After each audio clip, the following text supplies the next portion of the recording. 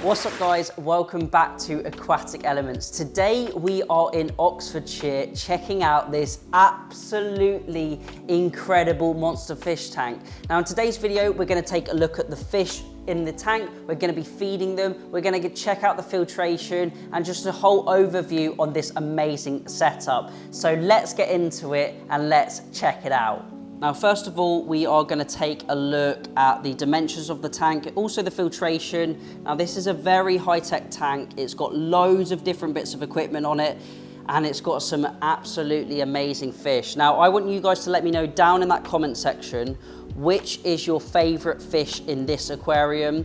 Now, we are going to be doing another episode on the owner's amazing garage setup where he breeds lots of stingrays, albino rays, he's got loads of gar, geophagus, an incredible setup. We are going to be doing another video on that later on this year. And he's also got a huge 5,000 litre fiberglass pond, which we're going to be checking out as well, which is currently being installed. And that's going to be an incredible video. So make sure to subscribe for that one. But first off, let's have a brief look at the tank itself, and then we'll check out the filtration. And towards the end of the video, we can give the fish some food. Now, first off, this tank is 10 feet long. It is 3 foot front to back, and it's just over 3 foot tall. Now, I believe the total height is around a meter. So we've got probably about 2,500 litres in this tank. So a really, really nice volume, and some of the fish in here are absolutely huge. I'll just show you a rough idea next to my hand just how big one of these Mabu puffers is, but we're going to come back onto the fish and check those out a little bit later in the video, and then we can also give them their feed as well. Now, taking a look at the canopy. So just above the tank, it's got this really, really nice facade, or I suppose canopy, and you can see all of the lighting system and the filtration. Now, the owner's done a great job at keeping everything super neat and tidy and really aesthetically pleasing. So onto the lights, we have 4 AI Hydra 32 HDs, and then we've got a couple of Fluval Aqua Skies in front there as well. There's also a little feeding tube where the frozen food will be going down to the fish in today's video. And then you can see we've also got a air pump, which is 120 litres per minute, which is running the 2 big air stones in the back of the tank. And we've also got the Inkberg controller as well. And you can see the return lines just on that right-hand side to the shot there. So that's above the tank. Now let's check out below. Now, coming down into the sump section, you can see we've got all the cabinet doors open here. And I'll run you through the sump from where the water enters. Now, the water enters down through 4 2-inch weir pipes, which is on the left-hand side of the tank. And then it runs over some really big pond sponge filters. We've also got a bit of filter fleece in there as well. And then down through lots of Jack mat, which is taking out all of the physical waste produced by the fish, all of the physical debris, and it's keeping that water crystal clear. The water then runs through another piece of Jack mat into the next chamber, which is full of the K3 media, which I believe is produced by Evolution Aqua. Now, we've got 3 big air stones keeping the K3 in constant suspension, which is knocking off any of the dead bacteria and allowing fresh new bacteria to recolonize onto it. And then finally we come through to the last section, which you can see is full of the biohome media. We've also got, I think they're the Cockney Koi or Kintama balls in the bottom, and it looks like we've also got a pumice media in there. And then coming up, we've also got 2 Evolution Aqua 55 watt UVs, which is keeping that water crystal clear. And then you can see we've got the Signet electro heaters. So we've got 2, I think they're the 1 kilowatt heaters on this tank. Now, you will notice that we do have 2 of everything on this system. So we've got 2 heaters, we've got 2 UVs, and then we've also got 2 pumps as well. Now each of these pumps, which are the Evolution Aqua Vari-Speed, I believe they're the 15,000s, or the 30,000. So we've got 2 of those, and each one runs an individual line on this tank. So it pumps up through the UV and then through the heater. So just in case one of these pumps fails, you've got a backup there as well. Now what's also interesting is there is an auto water change system. So that tap there has a small hole in it, and the water can then be turned on with that blue handle just at the back. So that opens up and the water then trickles out and down to the drains down outside.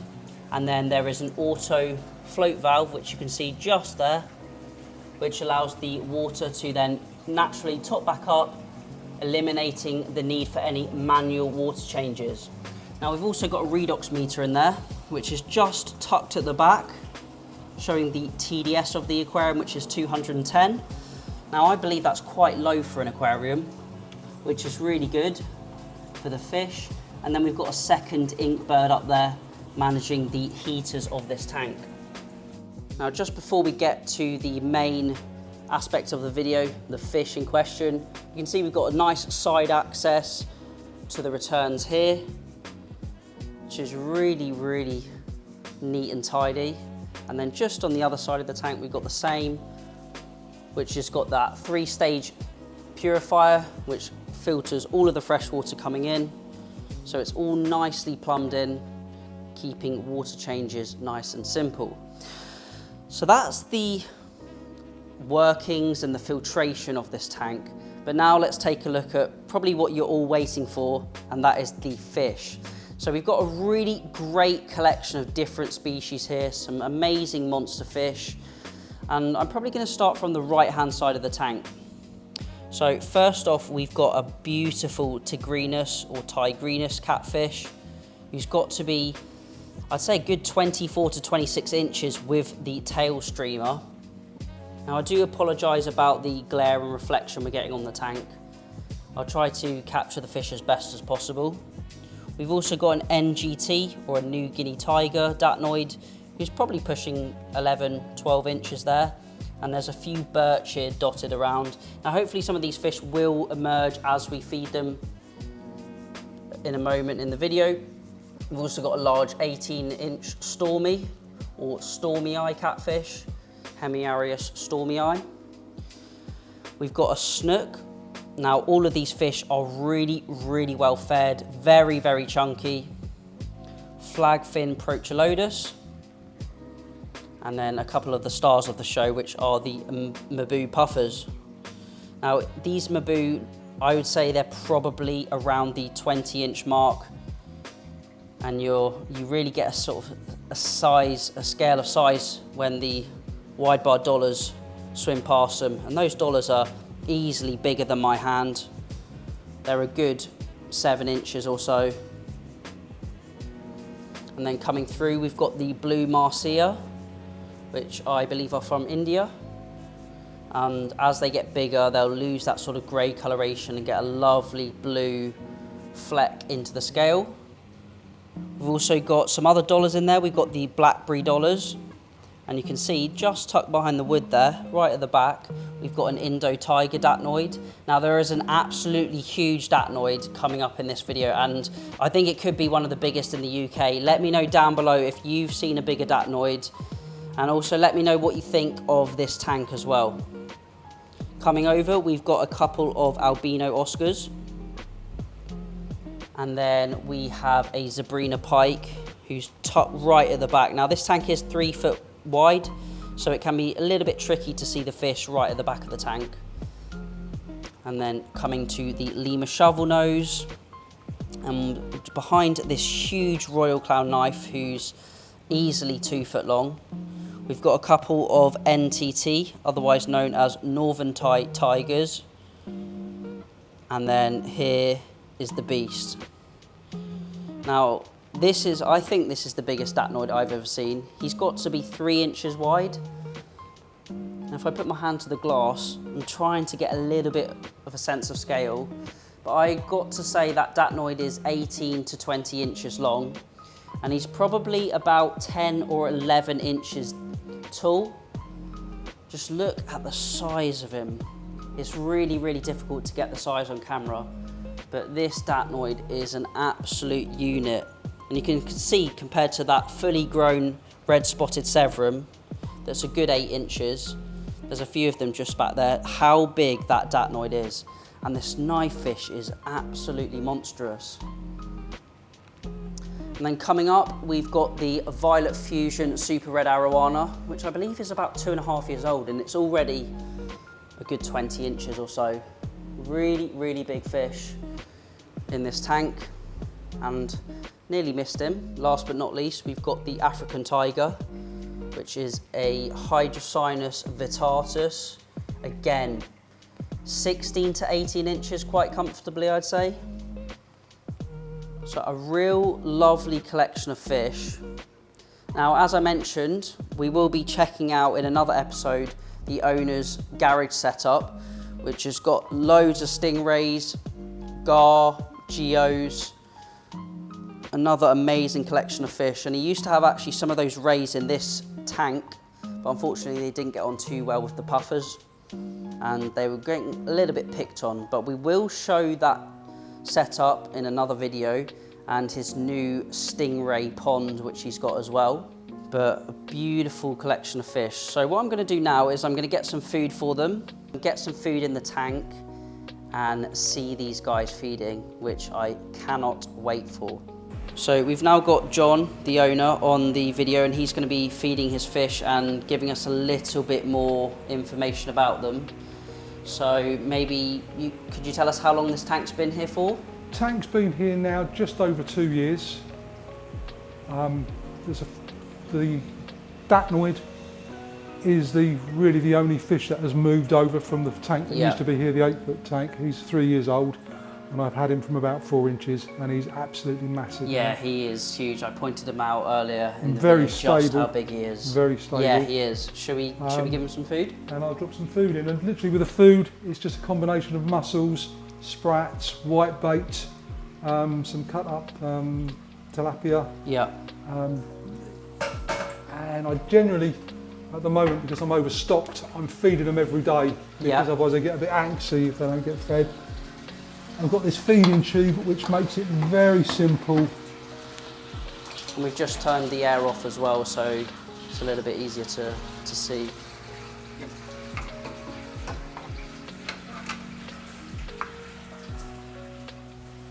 So you just feed the same mix of foods every day? Well, within reason, it really depends. I mean, sometimes it might be a bit more mussels, sometimes it might not have any tapir in there. It might have some larger prawns cut up. Yeah. I would say mussels are probably the staple. Yeah. Do you feed any pellets or anything like that? Every now and then, but I found the pellets were sort of sometimes can make it a little bit cloudy. Okay. When I had the rays in there, I would sometimes put a few pellets in there. But generally speaking, I just found the pellets just... I can see one of the birches, the Tagolsi bircher just came out. Yeah. Be interesting if we can see the moray eel poke his head out. Yeah, we haven't seen cool. him yet. The Zabrina pike is very fat. Oh, he's huge, he is. Absolutely stunning. You don't really see him much, he hides at the back and he just comes out for food. Well, that arowana has gone to town on that sprat. I just chews it all up. And how long have you had the puffers and the tigerfish? Puffers I've had now 2 years, and they were literally 2.5, 3 inches. Wow. I kept them apart for the first 6 months, but in the same tank, but with a divider so that they could see one another. I then introduced them together, and for the first 3 or 4 days they stayed at opposite ends of the tanks, not in here but out in the garage. And then they just, since then they've been inseparable, and then I moved them into here about a year ago once they were big enough. Yeah. And since they've been in here, I would say they've probably doubled in size again. And I still think there's some more growth in them. Yeah, you've done a great job at really growing some of these fish over such a short period of time. Same with the Stormy. Stormy was only 4 inches when I got the Stormy 2 years ago. and he's really now sort of coming into his say own. comfortably 20 inches or so. And again, the Tignis was only 4 inches. He's now got to be a good 20 inches. Yeah, I think with the streamers even maybe 24. Yeah, he's really large. And so have you got any plans for the stocking, keeping it like this? I think I'd you said like you're to moving some fish on. Move some fish on because I'm a bit slightly overstocked in here. I would like to move the silver dollars out to the pond. Yeah. I would like to move the knife out to the pond, probably the snook, and then bring in some more geos into here. Yeah. I just need to be careful because I've obviously got the arowana and the tiger and the puffers are the main fish. Yeah. But saying that, the arowana, you know, you've got 5 arowanas in here. You've got the really large one.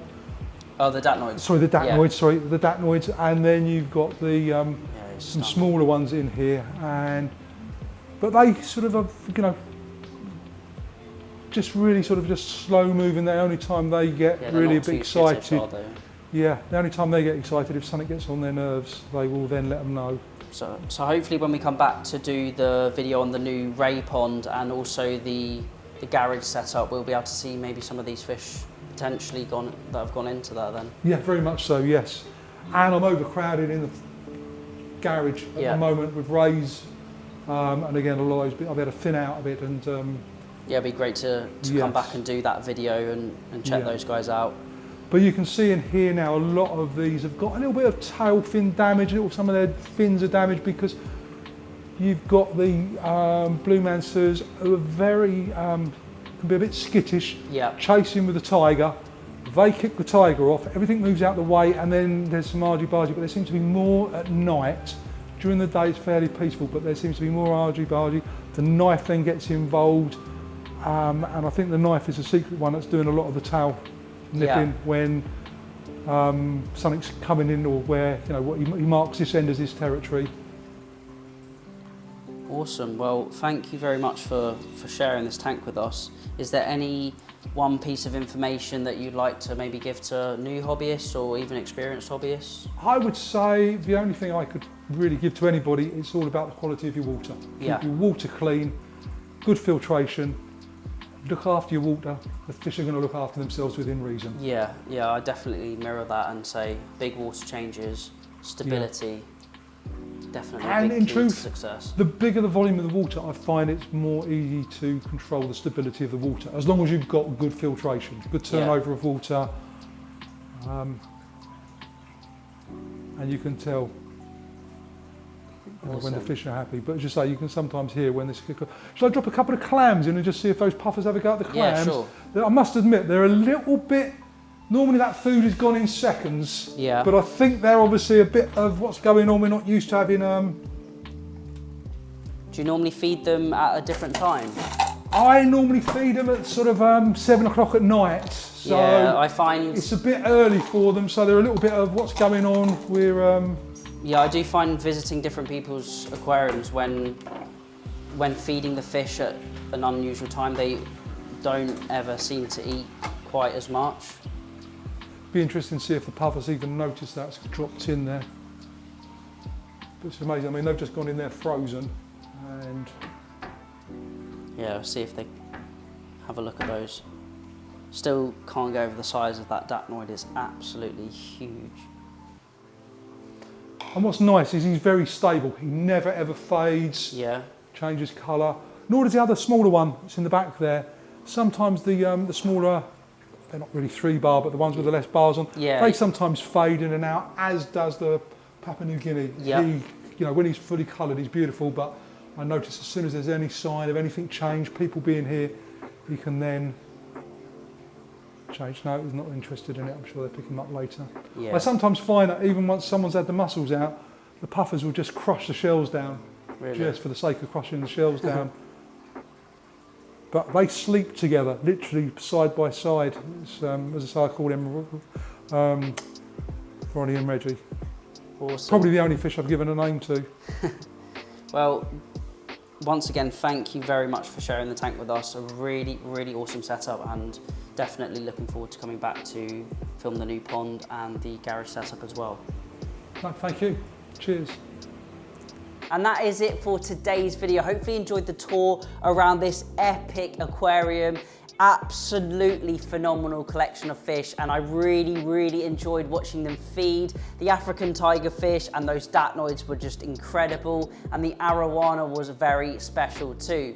If you like this kind of video, then let me know down in the comment section below. There's going to be plenty more videos like this to come, so make sure to hit that subscribe button. But thank you all for watching. Remember to keep those water changes up, and happy fish keeping.